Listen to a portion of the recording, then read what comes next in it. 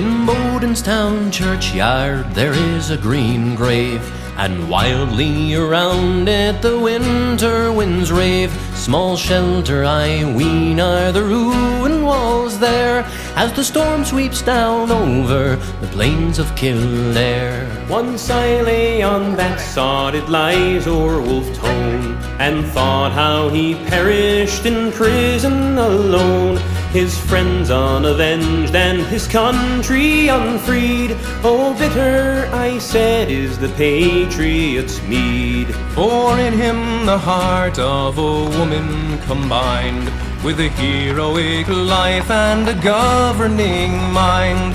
A martyr for Ireland, his grave has no stone, his name seldom named and his virtues unknown.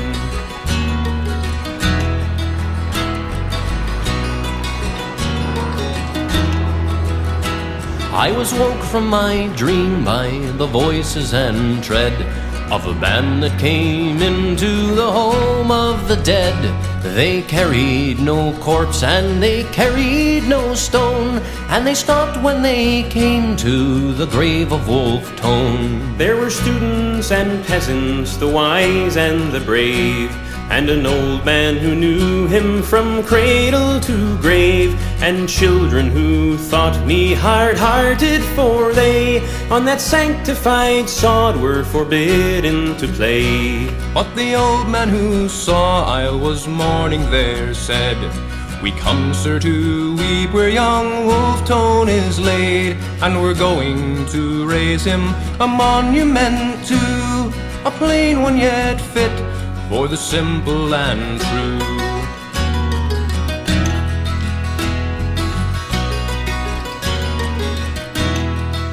On behalf of the Ard Comhairle of the Workers' Party, I would like to welcome you to Bodenstown on this, the 2021 commemoration of the birth of Wolfe Tone. And before we get underway, I would like to send a message again on behalf of us all to Marion Donnelly, who has missed her first Bodenstown in decades. Wolfe Tone and the United Irishmen first proclaimed the sovereign Irish nation, whose people from all religious backgrounds and none could unite in common cause. The ideas behind the French and American revolutions were their inspiration. These new and revolutionary ideas were not confined only to France and America. They were taken up by all those seeking freedom from the clutches of tyranny everywhere, including England. Confronted with the revolutionary ideas of liberty, equality, fraternity, the royal dynasties put in place by God, they said, crumbled.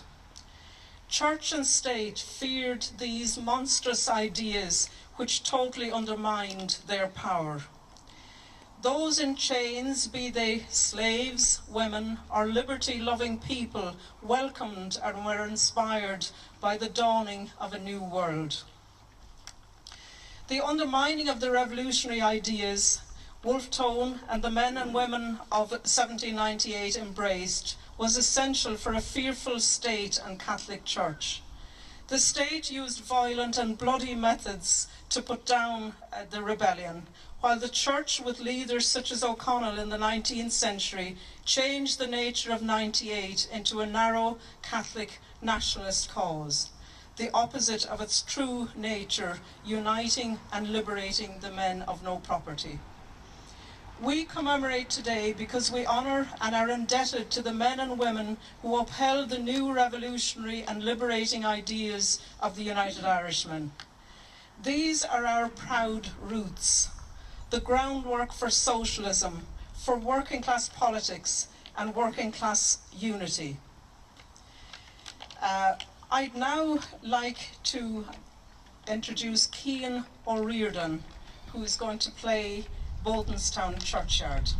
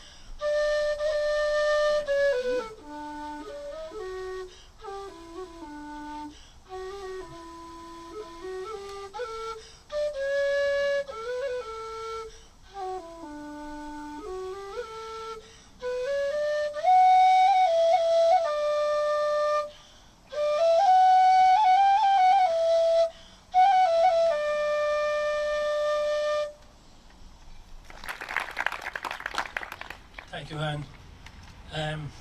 First of all, welcome to each and every one here to this Workers' Party commemoration of the birth of Theobald Wolfe. And I was just reminded about a ceremony that took place here a couple of hours ago, and the memory of that great patriot has been sullied by the presence of some of those individuals, and we are now here to cleanse this hallowed spot once again.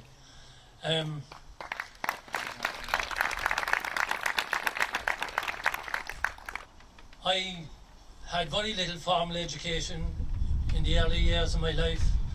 I went to a primary school at the age of 6.5, and I left that school again when I was less than 14 years of age. So you can understand my hesitancy at times. But what I am very grateful for and proud of is my involvement with what was known as the Republican movement, going back a long time. Then with officials, Sinn Féin, whatever, and eventually with the Workers' Party. And I've gone through so many stages of that development. I would refer to it as the greatest school that I've gone to in my life, the University of Life.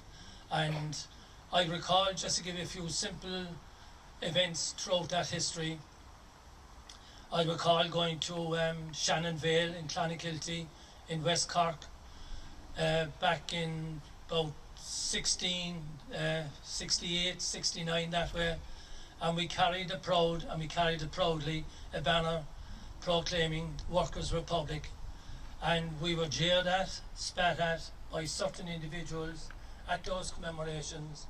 Again in Bodenstown, we carried that banner proudly here at Bodenstown, and again sniggered at and more or less suggested that we were in the wrong place, we shouldn't have been there. And lo and behold, I realised later on, a couple of years, that most of those people, in fact, 1969-70, went away and joined the Provisional Alliance, which created a war of sectarian and nationalism on the working class people of Northern Ireland, indeed throughout this country, and in other parts of Europe. But as the teachers go, I know Tomás McGilla, Malachy McGurn, Cathal Goulding, people like that inspired me down through the years. But one guy stands out, and that's Des O'Hagan. Meeting him in Mornington in the Workers' College up in County Louth, and I listened intently to Des O'Hagan, and he had a particular way about telling you little snips of stories, bits and pieces, and I have a number of his pamphlets at home, and I cherish those documents because Des O'Hagan spelt out to me what he meant by republicanism, and he was the guiding light, and I'm still here today, and I feel proud and honoured to be present here at this ceremony in Bodenstown, the cradle of republicanism.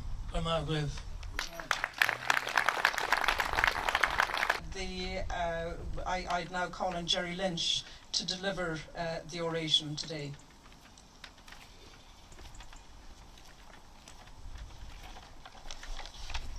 Comrades, just before I start, I think everybody should be aware today we have comrades from Cork, we have comrades from Waterford, we have comrades from Newcastle, we've comrades from all over the country. A bus from Cork this year, the Clr Party, and a bus from Belfast. So the whole party has come together, and this is only the start. We have to pull together and build the party. And today is a great example of what we can do.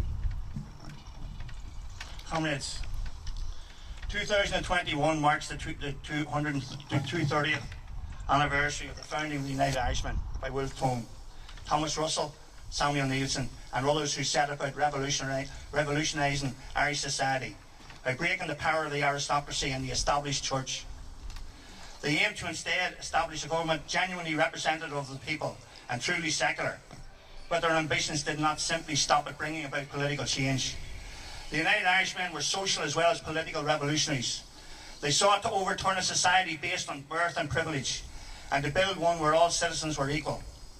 In place of a society dominated by the values of monarchy, aristocracy and religion, they fought to create a republican society where everyone was free, where labour was respected and rewarded, where secularism replaced sectarianism, and where the power of the elite had been smashed and replaced by the power of the people.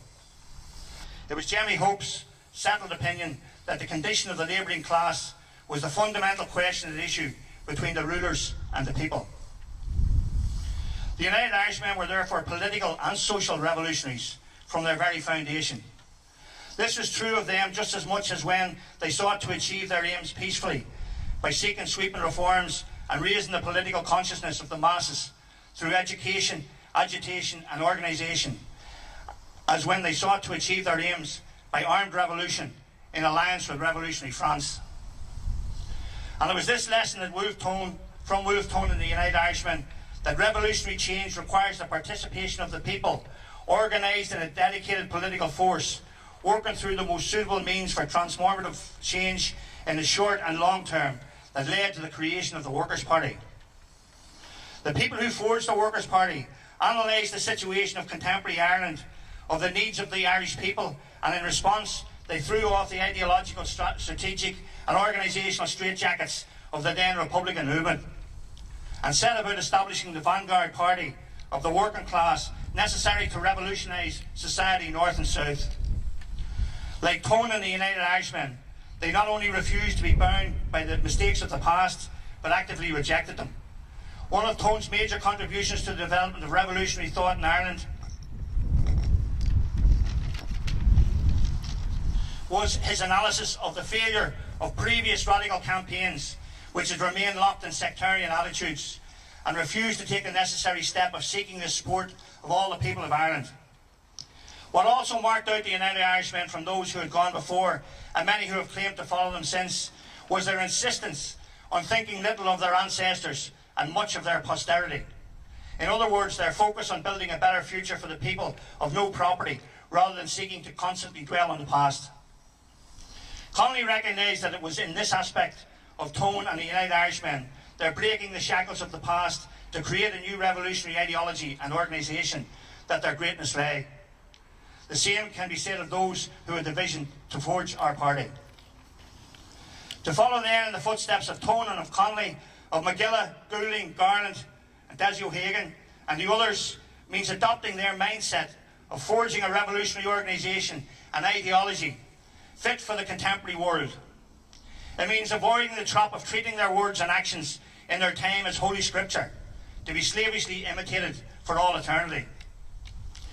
Drawing our ideological strength from the principles of Marxism and Leninism, as with Marx and Lenin, we must adopt and apply their analytical framework to contemporary conditions. Not wallow in the past to avoid engaging with the hard work of the present.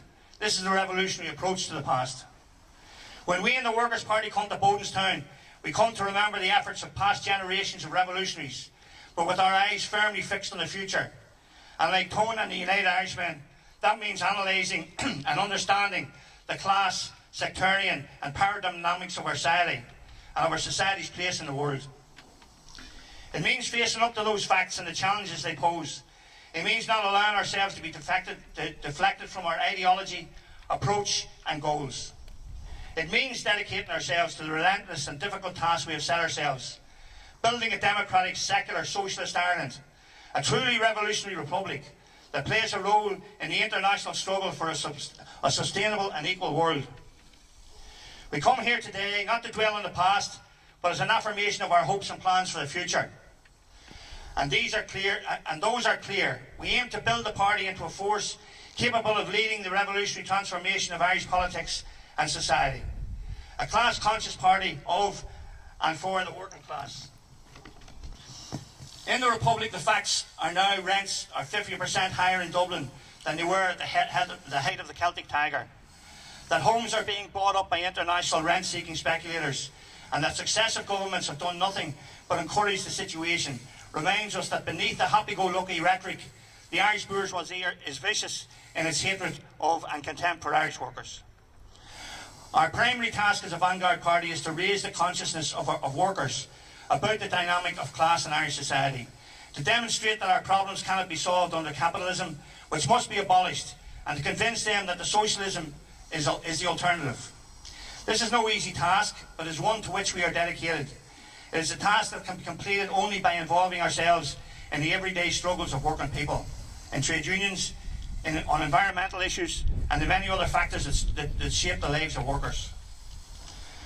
Undertaking a task means facing outwards, forging links with progressive people in organisations and communities, winning them to our politics and to membership of our party by our analysis, our arguments and our example. Nationalism, both British and Irish, is a political poison that stands in the way of uniting workers, just as it divides workers across the globe. It is something that we must strive at every turn to combat, and we must never give an inch in our struggle against it. We have seen time and time again where that path leads. For us, the lessons of Tone and the United Irishmen lies in internationalism and social progress. The Workers' Party will continue to build and develop the unity of the working class on this island, irrespective of gender, cultural identity or religion. We will confront all attempts by national forces, both British and Irish, to divide workers and set them against each other and divert them from uniting against our common enemy. We will stand side by side with our fellow workers and the marginalised in our society in their struggles to defend their rights and improve their living conditions.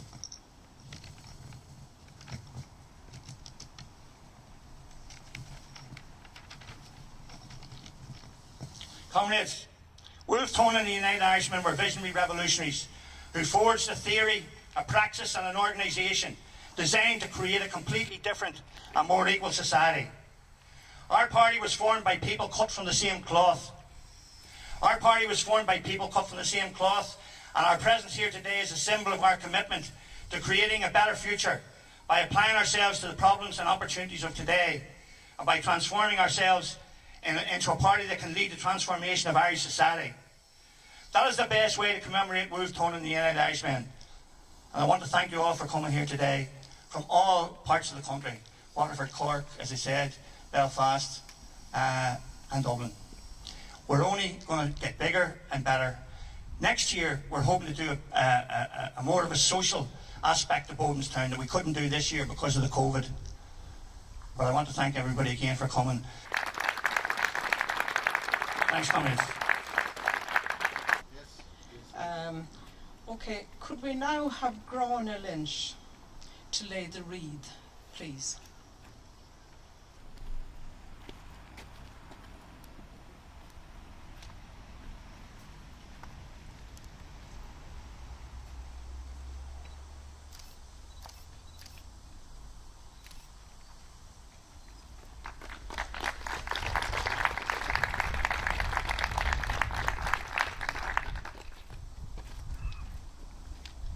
Thanks very much, Clr. And now could we have Brian Lynch, who's going to play Who Fears to Speak.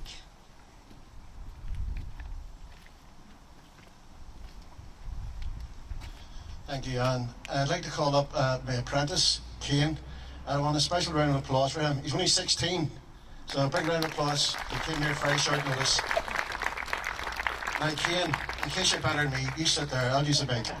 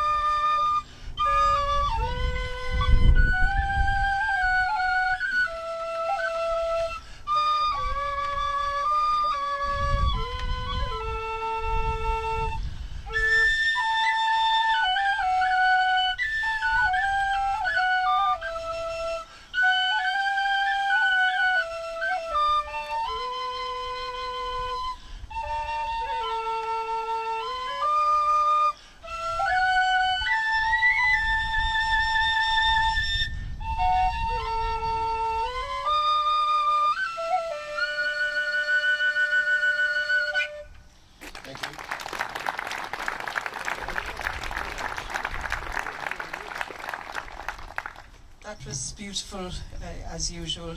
And our thanks to Cian and his apprentice, Brian.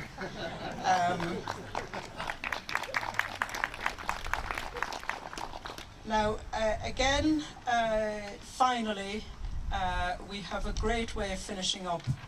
And I'd like to thank people again for taking the trouble, time, long journeys to be here.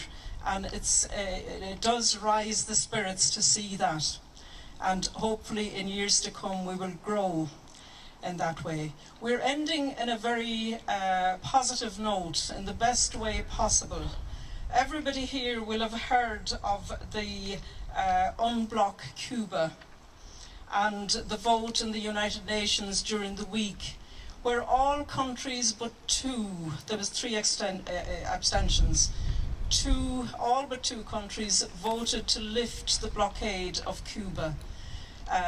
Israel and the United States were the only two. And Cuba is a country